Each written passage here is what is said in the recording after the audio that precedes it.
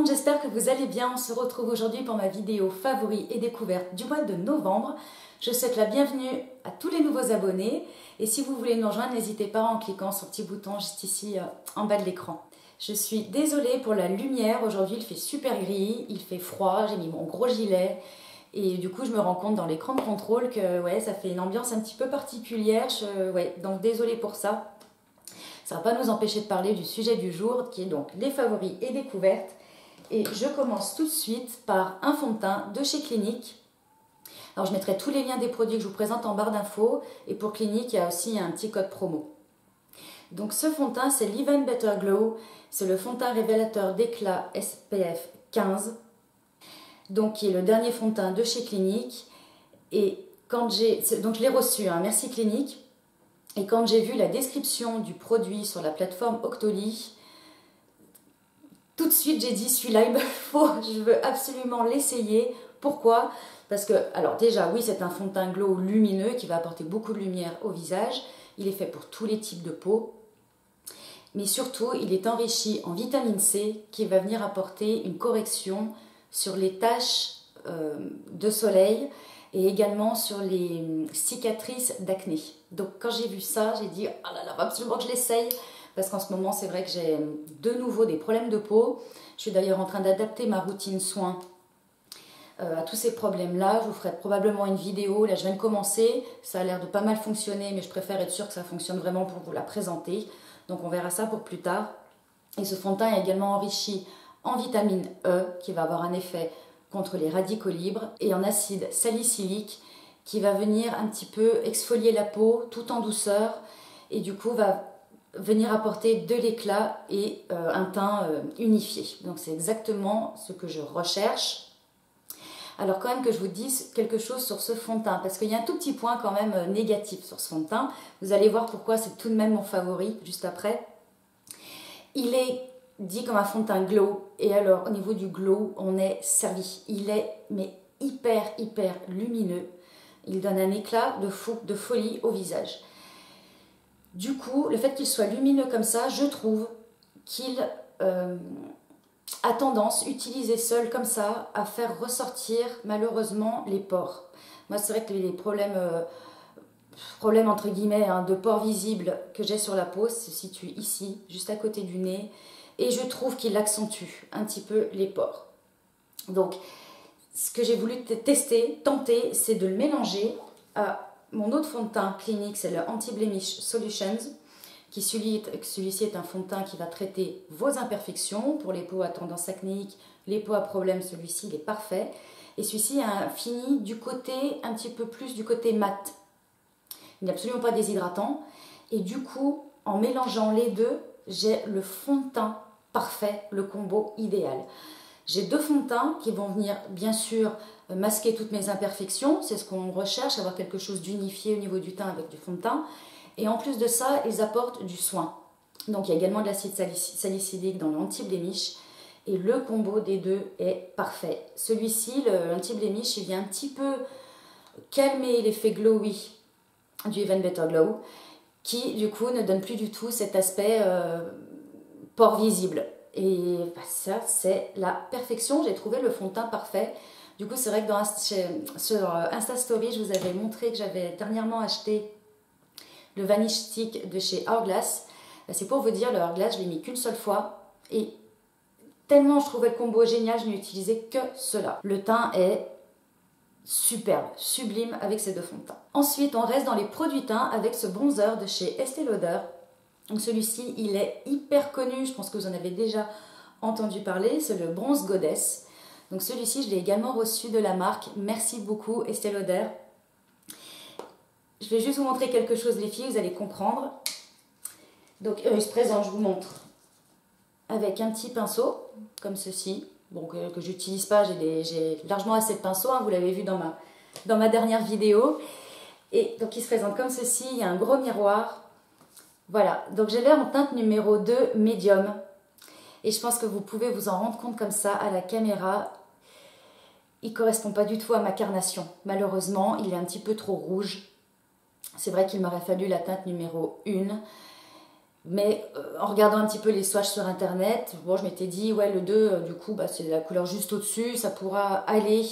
Mais là, pour moi, en ce moment, en tout cas pour ma carnation, il est un peu trop rouge. Donc du coup, je ne peux pas l'utiliser. Il sera en revanche parfait pour cet été.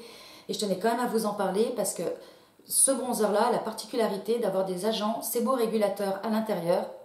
Donc, je comprends pourquoi ça en fait un produit culte pour l'été, puisque l'été, on a tendance à transpirer. La peau a aussi tendance à produire un petit peu plus de sébum. Et là, le fait qu'il y ait des agents qui vont venir absorber ce sébum, faire quelque chose avoir un teint qui brille beaucoup moins, je comprends que celui-là, ce sera vraiment un produit culte et je me le réserve pour l'été. Je pense qu'il ira très très bien. Il va contrôler la brillance que l'on peut avoir. Donc, parfait. Autre produit teint, c'est le Sculpting Touch de chez Kiko. Donc ça, en fait, c'est un stick pour faire du contouring. Un stick crème. Alors, vous savez, moi, du contouring, j'en fais pas spécialement. Mais c'est vrai que par rapport en ce moment à mes problèmes de peau, j'évite le plus possible d'appliquer trop de poudre sur l'ensemble de mon visage, qui peut venir un petit peu trop donner un aspect déshydraté.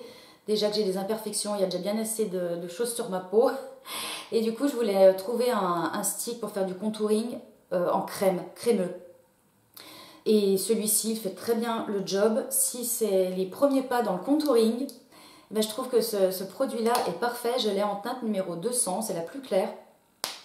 Il a un sous-ton un petit peu gris. Donc, du coup, c'est bien pour créer des ombres, parce que c'est ce qu'on veut dans le contouring.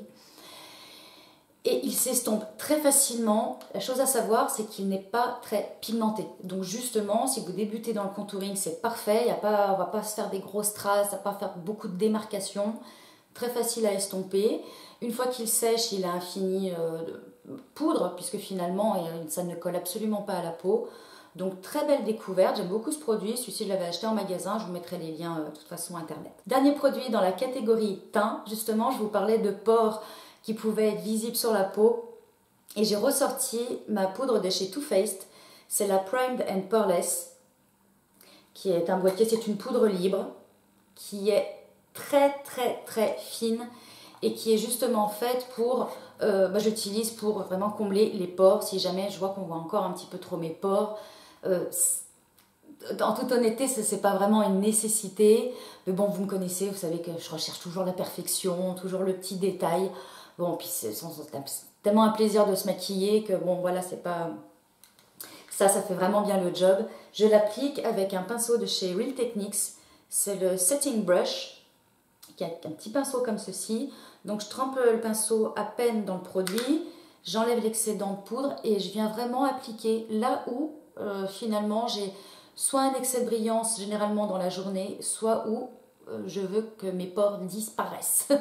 Je veux que ça les floute complètement. Et cette poudre-là, pour cet effet-là, pour ce résultat-là, je la trouve super. Quand j'applique cette poudre, eh bien dans la journée, je n'ai pas de brillance à ce niveau-là. Et mes pores se voient beaucoup, beaucoup moins. Et de poudrer de cette façon, finalement, ça m'évite de poudrer tout le visage. Donc celle-ci, elle est vraiment très, très bien. On passe aux yeux avec ma palette ELF. Vous savez, c'est une palette dont je vous ai parlé dans mes dernières vidéos. Je l'ai portée, enfin, pas la palette, hein, mais les fards. Là, ces couleurs-là, je l'ai portée tout le mois. Elle est super. J'ai surtout porté, alors je vais vous dire, ces trois couleurs-là. Voilà. Et pour le prix, 12 €, je la trouve vraiment super. Alors oui, les fards sont poudreux. Oui, ils font des chutes. Mais je trouve rien de dramatique. Il suffit de bien taper son pinceau avant. Moi, je continue à me maquiller le teint avant de faire les yeux. Et j'ai pas de problème. Hein. S'il y a des chutes, j'essuie avec un gros pinceau de poudre. Et ça fait très bien le travail.